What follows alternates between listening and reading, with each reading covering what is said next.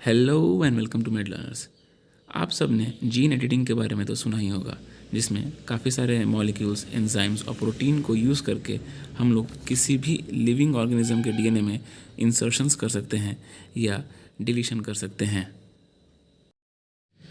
मगर gene editing के पुराने तरीके काफ़ी ज़्यादा मुश्किल, टाइम टेकिंग और ऐसे प्रोसेस हैं जिनमें गलती होने के चांसेस काफ़ी ज़्यादा हैं। क्रिस्पर्स उन एडवांस जीन एडिटिंग टूल्स में से हैं जो कि काफ़ी ज़्यादा फास्ट, एक्यूरेट और साथ ही साथ रिलायबल भी हैं। तो इससे पहले हम क्रिस्पर के बारे में और भी कुछ जानें, आप अपने मैजिकल फिंगर्स का इस्तेमाल करके उस रेड कलर के सब्सक्राइब बटन को ग्रे कर दें और उस लाइक के बटन को ब्लू कर दें। आपके लिए मैंने इस वीडियो को 2 पार्ट में डिवाइड किया है। पहले पार्ट में हम लोग ये जानेंगे कि क्रिस्पर है क्या और कहाँ से आया है, और दूसरे पार्ट में हम लोग इसके एप्लीकेशन के बारे में जानेंगे।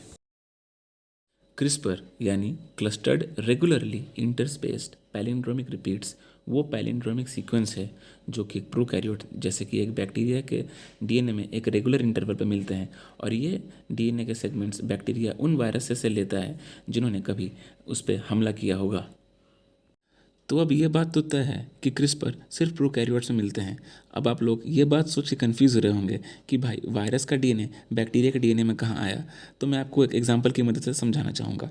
जब भी हमारे बॉडी में कोई इन्फेक्शन होता है तो हमारे बॉडी में प्रेजेंट इम्यून सेल्स उस इन्फेक्शन कॉजिंग एंटीजन को प्रिजर्व कर लेते हैं और उसके अगेंस्ट में एंटीबॉडी बनाते हैं, ताकि फ्यूचर में अगर कभी दोबारा वो एंटीजन अटैक करे तो एक स्पॉन्टेनियस इम्यून रिस्पॉन्स मिल सके। कुछ इसी तरह जब भी एक वायरस एक बैक्टीरिया के सेल पे अटैक करता है तो उस बैक्टीरिया में प्रेजेंट Cas9 प्रोटीन उस वायरस के डीएनए को काट के बैक्टीरिया के डीएनए के साथ जोड़ देता है, ताकि अगर फ्यूचर में वो वायरस दोबारा अटैक करे तो उस वायरस को आइडेंटिफाई करके बैक्टीरिया इजीली ख़त्म कर सके।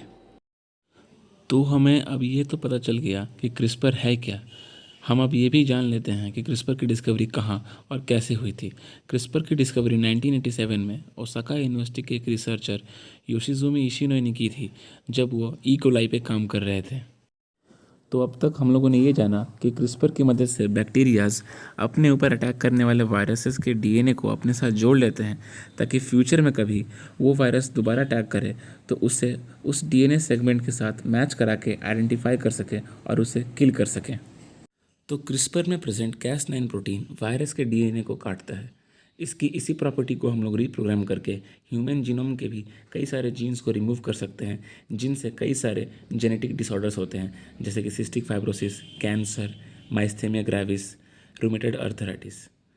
मैसाचुसेट्स यूनिवर्सिटी के रिसर्चर्स ने यहाँ तक भी कह दिया है कि हम लोग क्रिस्पर के Cas9 प्रोटीन को यूज़ करके HIV से इन्फेक्टेड सेल की में से HIV का जीनोम निकाल के उन सेल्स को दोबारा रिकवर कर सकते हैं और इस डिजीज़ पे काफ़ी कंट्रोल ला सकते हैं।